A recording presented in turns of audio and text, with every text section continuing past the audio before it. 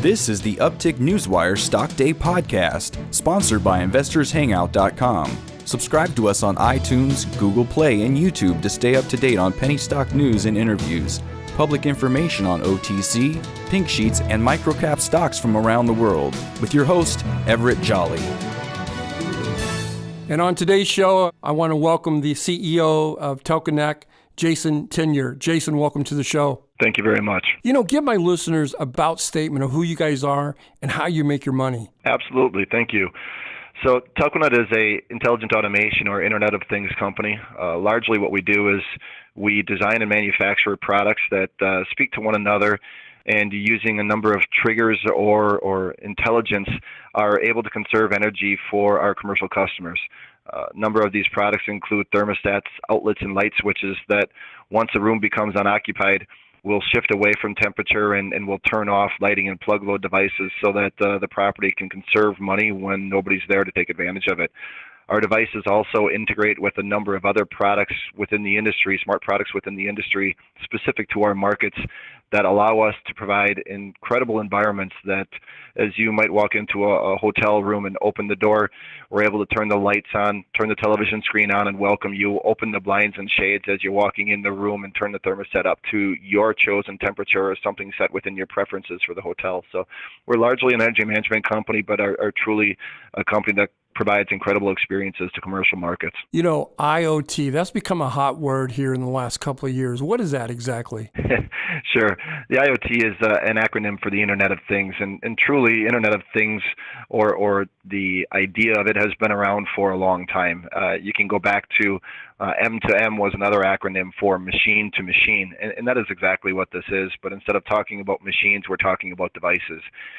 You might recognize a number of devices that exist in your home today that are considered part of the IoT. Everything from your computer to your tablet to your cell phone to garage door openers, Ring doorbells, Nest thermostats, Philips Hue lighting. All of these devices are innate devices previously that had no intelligence built into them, but that today now have wireless communication built into them and typically have a level of intelligence either on board the device itself or communicating to applications and cloud services that provide that intelligence, create triggers so that, i.e., when you're driving down your street, you get within a specific range of your home called a geofence, it might automatically open your garage door and unlock your front door for you. Symphony platform, that's a new product. My question to you is, I know it does, the shades, the lights, the thermostats, but take us a step further. Are we implementing that into a commercial automation, or are we just staying residential? Just the opposite. We are purely commercial at this point in time. While we do have some consumer deployments, largely they are through commercial operators. So if you think of large apartment complexes operated by one commercial entity, we provide a lot of installations into those. We currently have installations going into individual housing on military bases. So we do have consumer deployments, but our largest markets are hospitality, higher education, dormitories on colleges and universities, even healthcare. Locations like elderly housing or assisted living facilities are perfect environments for what we do. The Symphony platform is an evolution of what our automation or IoT platform has been. The main difference or the largest differences are the fact that previously we created our cloud-based services around our products. So we simply manufacture products that have an energy component to them, the ability to save money, provide an ROI to our customers, and all of the other devices that exist within the environments that we create are integrations with other leaders in the space. But our software simply provided the ability to monitor, manage, and control our devices. Symphony, on the other hand, has provided an ability for all of our partners to have their products displayed through our platform, the Symphony software platform, so that our customers can now monitor, manage, and control not just our energy-oriented devices, but every intelligent device in the room. We've created a WYSIWYG editor to create smart environments. We've created a commissioning tool that allows us to provide a 100% success installation rate using our integration partners and demonstrating to a property how their tools in their environments work very effectively prior to leaving the installation. And then we provide the Symphony platform for them to be able to, like I said, monitor, manage, and control those installations thereafter that we've stepped away. So it's created a comprehensive environment for a very intelligent experience. If you think of why IoT has not taken off in the consumer space in the 5 to 10 years that these technologies have been around, it's because every time you buy an intelligent product, you get another app on your phone, or you have another cloud service that you have to look at. So it never really fulfilled the promise of a comprehensive experience or environment. You walk in and everything turns on, you walk out and everything turns off. That's the exact difference with what we've done with Symphony. We've created a single source, single sign-on, single pane of glass that allows us to integrate with all of the other devices, and the customer looks at it seamlessly. Well, I was telling my listeners earlier that I invited you back on the show back in earlier this year in April. Unfortunately, there was a scheduling conflict and you couldn't come on, but you came on my radar back in April, and you just reported your second quarter's $3 million, 40% in growth. How did you get there? The industry itself has seen some pretty rapid growth and change over the course of 2018 thus far. We've seen an enormous pickup in the MDU or MTU space. We've seen a lot of growth in education.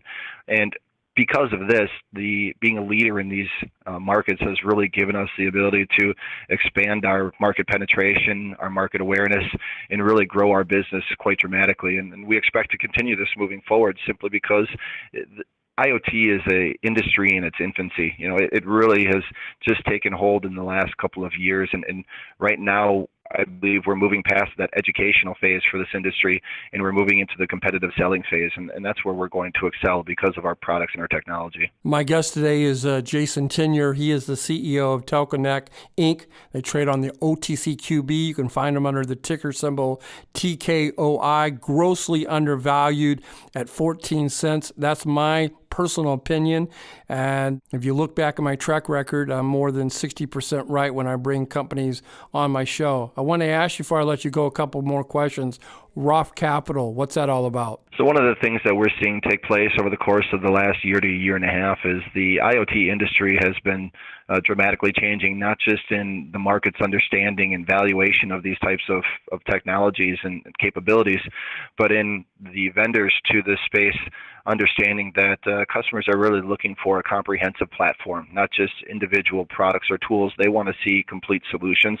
So we've seen a lot of integration, a lot of M&A activity, a lot of technologies coming together to create larger and more intelligent platforms and solutions. Rather than being left behind, rather than being, passed by other technologies, we wanted to make sure that we were maintaining speed with the rest of the industry. We were growing our solution to be the best platform possible and maintaining that competitive edge that we've typically had in the past. So we've engaged with Roth to make sure that we're evaluating the market, ensuring that we're incorporating or developing the best technologies, and we've got the most comprehensive platform that's available to our markets. And hopefully taking a strategic look at the market and all the players, we'll come back with some better alternatives and increase shareholder value for our investors. Regarding EcoSmart abilities, what's the largest change have you seen in the industry? I think the largest change is that our customers have moved past the idea of energy management being the sole reason for the deployment of technologies like ours. Previously, 2-3 years ago, we were selling solely on the fact of ROI, the ability that each device that we deployed had a payback. In our markets, it pays itself off in 3 years, and you're putting the same amount of money that you're saving every year back towards other capital expenditures. What we're seeing now is there's more and greater interest in things than just saving energy. They're looking at operational efficiencies. We're looking at increasing comfort and productivity for guests or users or residents in the space. And lastly, they're looking at creating better spaces because of using the data that we're collecting and the analytics around that data to understand how the space is being used and to create better spaces moving forward. Because of this and all of these things put together allow us to create those incredible experiences like I was talking about. If you're a hotel guest, you never have to stop at the front desk because you already have your key on your phone. You walk up to your door, open the room with your phone. Next thing, the room is turning the television on to the channel that you were on last at your last hotel. The thermostat is set to your favorite temperature. The blinds open or close based on what you last left them on. And the lamps turn on for you. And all of these things are done based on your preferences. And then you lay down in bed, you want to change the channel, you can do it all directly from the mobile app controlled on your phone and using your voice. These are all of the things that are realistic today. These are all of the technologies and tools that we're deploying today. This is the environment that you're going to see moving forward, and that type of an incredible experience is what continues to bring guests back. That's incredible. That really is. Let me ask you this. What can my listeners take away from this interview, and why should they go out and buy your stock? Well, as you said earlier, I think that Telkonet is undervalued. I think that we're underfollowed. We have created an enormous platform of tools and technologies and have integrations with some of the largest players in the markets that we service. And because of that, I see that there's incredible potential for us moving forward. And I just think that people should put an eye on us and continue to watch, see more results like we posted in the second quarter, and see how we continue to move forward with our technologies. Jason, I want to thank you for coming on the show. It's a pleasure to have you on here. I hope that you do come back in 40 or 50 days and give us an update about your great company. I'm definitely a big fan of it. Thank you very much, Everett.